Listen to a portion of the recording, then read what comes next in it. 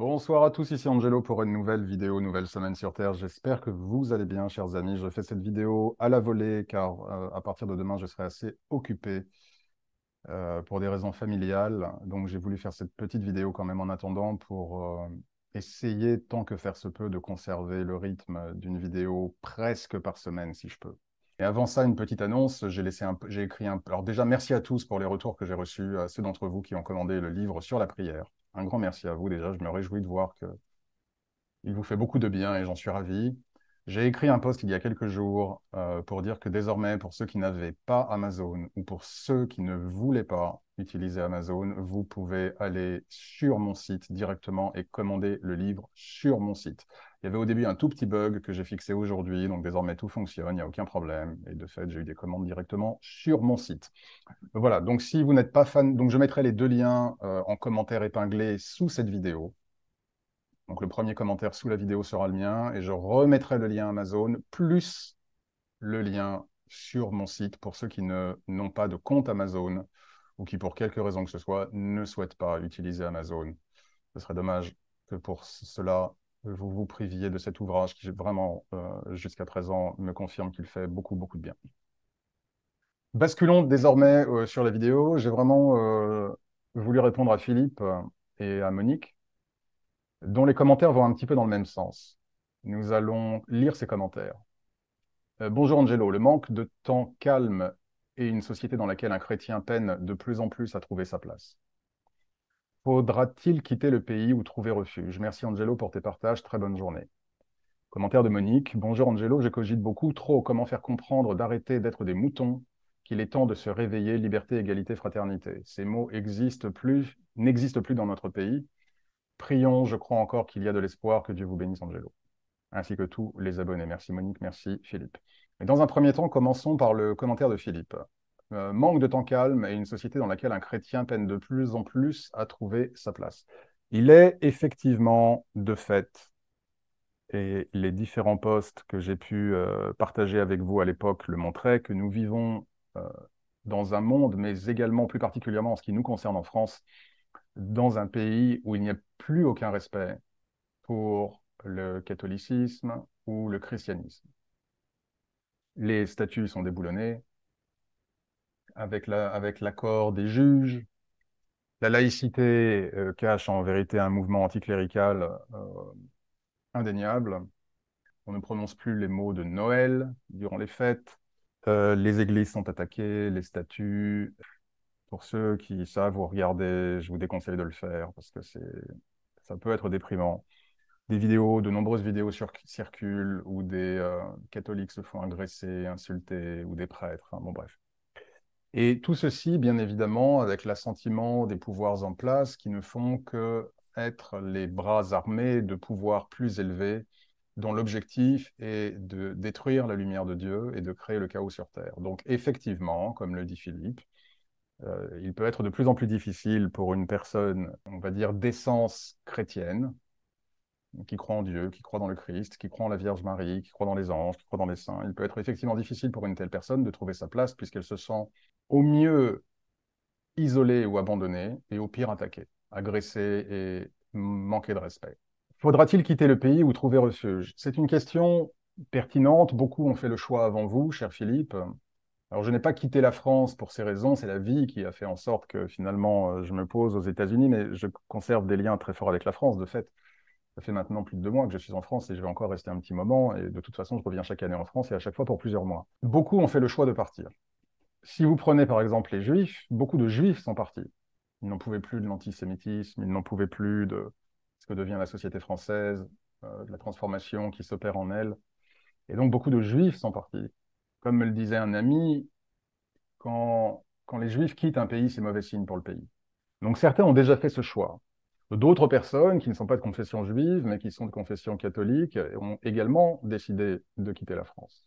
Il n'y a pas de bonne ou de mauvaise solution ici, dans la mesure où, dans tous les cas de figure, les énergies du monde sont extrêmement sombres et les forces du mal se font pour l'instant, en tout cas pour l'instant, un plaisir de tourmenter l'humanité et d'influer sur l'humanité, les grands et les petits, pour asseoir leur domination sur Terre. Ce qui signifie qu'en tout état de cause, Il n'y a pas vraiment d'endroit sur Terre qui soit ou qui sera épargné dans le grand tableau des choses, cher Philippe. Maintenant, au niveau quotidien et individuel, bien sûr, c'est sûr que si vous habitez l'Île-de-France, Marseille, et encore maintenant, il n'y a plus aucune ville moyenne, grande ville ou même ville moyenne qui soit épargnée par ce qui se passe en France. Il est sûr que dépendant de là où vous habitez, c'est certain que si vous allez dans un autre pays, vous pourrez en tout cas avoir plus de répit. En tout état de cause, Philippe, où que vous soyez, particulièrement si vous restez dans le monde occidental, je mets l'Asie de côté, mais particulièrement si vous restez dans le monde occidental, vous aurez tôt ou tard affaire au même problème. Alors peut-être pas au problème de la vie quotidienne telle qu'en France, car il est vrai que la France développe quand même une certaine spécificité en termes d'énergie maléfique et négative. En tout cas, elle se manifeste d'une certaine manière qui rend désormais la vie quotidienne insupportable pour les habitants. Mais à l'échelle de ce qui se prépare au niveau du monde, vous ne serez pas épargné. Ce qui veut dire qu'en tout état de cause, vous ressentirez malgré tout les effets de ce changement, de cette bascule temporaire maléfique, voire même que vous devrez en pâtir des conséquences en termes de législation et de nouvelles règles. C'est sûr que si vous habitez dans une barre d'HLM bourrée de dealers, oui, partez. Alors que ce soit ailleurs en France ou à l'étranger, évidemment, partez. Nous ne sommes pas obligés de rester dans en tout cas un environnement de vie cauchemardesque. Maintenant, si vous pouvez partir de France, d'abord, vous ne serez pas un déserteur, vous avez le droit de partir. Après tout, il y a bien des gens qui viennent de l'étranger en France pour fuir quelque chose. Pourquoi n'auriez-vous pas le droit de le faire vous aussi? Dieu ne s'oppose pas à ça. Il ne vous dira pas que vous n'avez pas accompli votre karma en restant dans un endroit pourri. D'accord? Dieu n'attend pas cela de vous. En revanche, ce que Dieu attend de vous, ce qu'il attend de nous, c'est qu'au sein de ces environnements du mal, qui effectivement sont extrêmement douloureuses, particulièrement si on a la foi comme Philippe et comme vous, chers amis, ce que Dieu attend de nous est que nous suivions le chemin de ceux qui nous ont précédés. Plus que de partir, ce qui importe est de pouvoir savoir à quoi se raccrocher, où que vous vous trouviez. Et c'est là où les grandes figures qui nous ont précédés nous montrent le chemin. Et en ce qui me concerne, Philippe, et en ce qui me concerne, chers amis, ce qui me permet de tenir, c'est la certitude, d'une part, de l'existence de Dieu, la certitude, d'autre part, que les prophéties s'accompliront, et qu'il y aura le retour des énergies divines sur Terre, et que les forces du mal seront vaincues.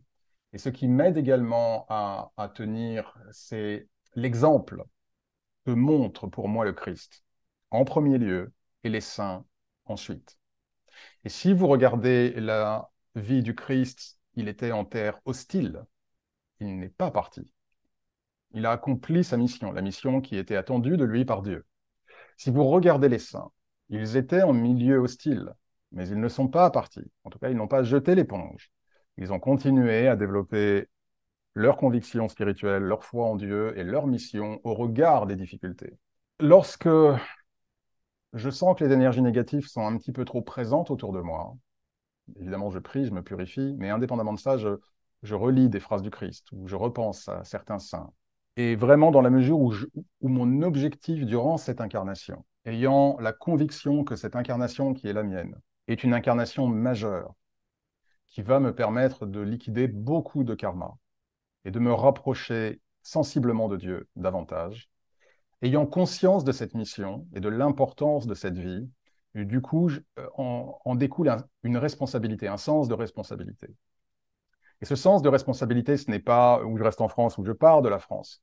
À la limite, j'ai presque envie de dire c'est du détail. Oui, à l'échelle humaine, si vous avez évidemment des voisins dealers ou si vous êtes dans un mauvais quartier, ou évidemment, ce n'est pas du détail puisque ça impacte sur votre vie tous les jours, mais je regarde un peu plus large que cela. C'est du détail parce que si vous avez l'attitude, pour exemple, l'attitude du Christ ou des saints, même si vous vivez dans une barre HLM et si vous avez vos routines de prière et de purification, vous ne serez pas autant impacté que si vous n'avez pas ce positionnement. Étant entendu que Dieu, une fois de plus, ne vous demande pas de continuer à demeurer dans un environnement qui vraiment vous afflige. Mais avant de considérer un potentiel départ, ce qui, une fois de plus, est permis, on peut servir Dieu partout. Vous pouvez servir Dieu de France, d'Australie, de Thaïlande, du Vietnam, de Colombie, peu importe. Vous pouvez servir Dieu de partout. Mais avant d'envisager le départ, réfléchissez sur vraiment quel est votre positionnement et qu'est-ce que vous pourriez faire. En gros, est-ce qu'il n'y a pas des zones spirituelles de votre positionnement et de vos énergies qui ne sont pas encore un peu faibles ou qui ne pourraient pas être optimisés. Parce qu'avec la certitude que Dieu est à mes côtés, que les forces divines reviendront sur terre, et avec l'exemple que représente le Christ et les saints, je ne me réjouis pas de ce que je vois, et croyez-moi, je vois beaucoup de choses que je ne partage pas, parce que ça vous déprimerait tous. Outre le fait que probablement ma vidéo ne resterait peut-être pas longtemps sur cette plateforme, mais plus encore, cela vous déprimerait, et l'objectif de cette chaîne est d'être justement cet arbre auquel je faisais référence dans une vidéo passée, cet arbre auquel on se raccroche quand tout tourne, quand le vent tourne et autour de soi. Donc je souhaite que cette chaîne continue à être un pilier pour vous tous et qu'elle continue au contraire à vous aider à tenir et à développer votre lumière et affronter les situations. Donc je ne vais pas nécessairement dire tout ce qui se trame, ce serait contre-productif. Bon. Mais je vois tout ce qui se trame et tout ce qui se prépare. Et effectivement, il faut être solide. Et si on n'a pas cette foi, et tout ce que j'ai dit précédemment, l'exemple du Christ, l'exemple des saints, la certitude, la foi en Dieu, l'amour de Dieu, la certitude du retour des énergies de Dieu sur Terre, si on n'a pas tout ça avec soi, on coule très vite et on tombe en dépression. Et donc, ce qui m'aide à tenir, c'est justement cela. Et donc, si cela m'aide à tenir, sachant que je n'ai pas plus de mérite que vous tous, si je peux le faire, vous pouvez le faire. Et certains d'entre vous le font déjà. Donc, oui, pourquoi pas, partez si vous le voulez, mais si vous partez sans avoir, en gros, vos valises spirituelles pleines, les énergies du mal vont se représenter d'une manière ou d'une autre. Elles ne sont pas rentrées par la porte d'entrée qui était la plus évidente. Vous serez parti de France. Mais elles vont se représenter à vous par la cheminée, par autre chose. Après, si vous avez vos fondamentaux spirituels qui sont ancrés, cher Philippe et chers auditeurs, si vous décidez de quitter la France, quittez la France. Dieu ne nous demande pas de nous attacher à un endroit en particulier et les lignes karmiques se changent de toute façon en temps réel. À partir du moment où vous continuez à vouer un amour, une dévotion et un service, une vie de service auprès de Dieu, dans votre vie de tous les jours, et dans votre relation personnelle à Dieu, j'aurais presque envie de dire, Dieu se fiche de là où vous êtes. Tout ce qu'il voit, c'est que vous continuez à être un conduit de sa lumière. Et c'est vraiment la seule chose qui compte. Ce n'est pas tant l'endroit où vous êtes, Philippe, c'est est-ce que vous continuez à vibrer selon les énergies de Dieu sans vous laisser happer par les énergies du mal. Si le fait de changer de lieu peut vous aider, faites-le, mais que l'arbre ne cache pas la forêt. Si vos fondamentaux spirituels ne sont pas stables, vous pourrez changer de lieu. L'évolution du monde et les impacts sur la société et sur les rapports entre les gens et vous rattrapera. Donc voilà ce que je peux vous dire pour Philippe. Monique, j'espère avoir répondu à votre question, cher Philippe. Monique, alors je vais relire la question. Je cogite beaucoup trop. C'est pas bien ça, mais bon, c'est normal. Je ne peux pas vous blâmer. Comment faire comprendre d'arrêter d'être des moutons? Donc ça, j'imagine que vous voulez me dire comment faire comprendre aux autres qu'ils arrêtent d'être des moutons, qu'il est temps de se réveiller, liberté, égalité, fraternité, ces mots n'existent plus. La plus grande frustration que vous puissiez avoir, chère Monique, est de vouloir convaincre des gens qui sont endormis, et je dis cela sans mépris, qu'en réalité, ils sont endormis et qu'ils doivent se réveiller. Parce que par définition, une personne qui est endormie, elle ne va pas vouloir prendre la pilule bleue, quoi, ou rouge, peu importe. Elle a l'habitude de sa pilule. Comprenez que les forces du mal sont des forces d'endoctrination, de propagande, de mensonge, de division, de fausseté. On a déjà parlé plusieurs fois. Et que ces forces ont des relais extrêmement puissants dans notre monde. Ce qui veut dire que le tout venant, celui qui n'a pas forcément de curiosité spirituelle ou de foi particulière, et on ne peut pas le blâmer, va se laisser complètement absorber par ces forces-là. Vous voyez ce qui s'est passé durant la crise sanitaire. Et effectivement, aujourd'hui, d'autres, on va dire d'autres épouvantails, aujourd'hui, sont à l'œuvre. On commence déjà à nous parler de différentes choses. Vous voyez à quoi je fais allusion. Bon.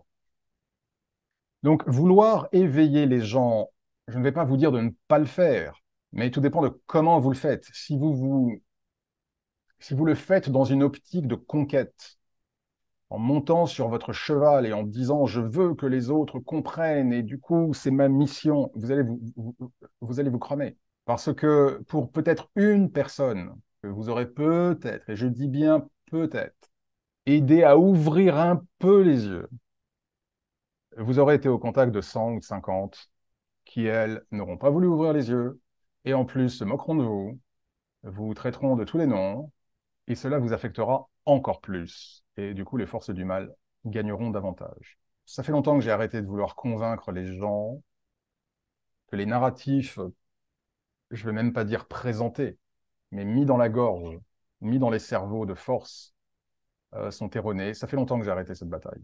C'est une perte de temps, Monique. La meilleure chose que vous puissiez faire, pour rejoindre ce que je disais à Philippe, c'est de consolider vos fondements spirituels et de faire en sorte que ces fondements spirituels se reflètent dans votre vie.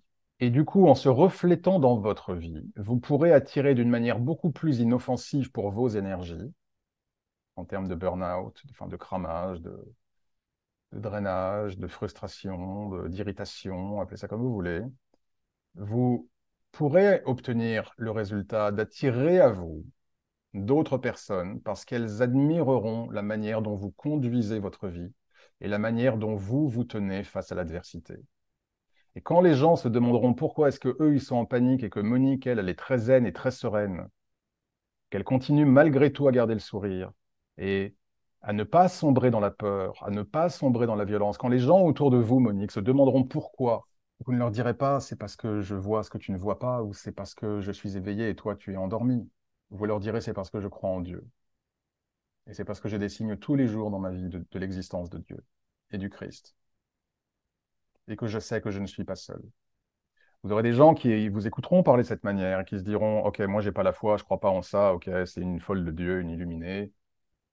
Mais même pour certaines de ces personnes, rien ne vous dit que, avec le temps, votre petite voix ne fera pas son chemin.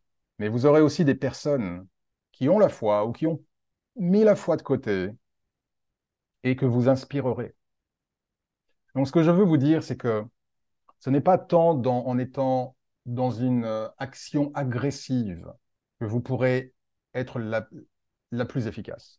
Est-ce que le Christ forçait les gens à le suivre? Non. Le Christ était. Il ne faisait pas semblant ou il n'essayait pas d'être. Il était. Et parce qu'il était, il y avait des personnes qui effectivement ne l'ont pas suivi et l'ont détesté. Mais il y a beaucoup de personnes qui l'ont suivi. Et il a impacté sur beaucoup de personnes. Donc, ne cherchez pas un sens de justice. Ne cherchez pas à vouloir révéler les choses aux autres, à être une espèce de lanceur d'alerte. Faites au mieux de votre vie pour être le meilleur conduit de la lumière de Dieu, pour que votre lumière soit celle qui brille quand toutes les autres, des autres personnes se sont éteintes. Et que là, ces personnes-là se tourneront vers vous et qu'ils verront que vous, vous êtes toujours là. Et que vous n'avez pas sombré comme eux. Et là, vous pourrez en récolter un paquet. Mais n'essayez pas de convaincre. Vous savez, les gens qui ont été convaincus par le narratif officiel, ce narratif est tellement ancré parce que les forces du mal jouent tellement sur les peurs primaires que de toute façon, pour retirer ça, bon courage, vous allez vous épuiser. Chers amis, je sais que les forces du mal sont très fortes, mais une fois de plus, regardons ceux qui nous ont précédés et ressentons ce qui se passe presque comme un honneur de pouvoir être à leur place aujourd'hui à notre petit niveau, de pouvoir vivre à notre petit niveau ce que ces grandes figures spirituelles ont vécu. Et dès lors, de pouvoir démontrer à Dieu, parce qu'à notre petit niveau, nous sommes également dans le même type de configuration que ces grandes figures, le Christ, les saints. Montrons à Dieu que nous marchons effectivement derrière eux en nous comportant comme eux et en prenant exemple sur eux. Voilà, chers amis, j'en reste là pour l'heure. Merci à tous pour vos messages. Prenez bien soin de vous, de ceux que vous aimez et qui vous aiment, et que Dieu vous bénisse.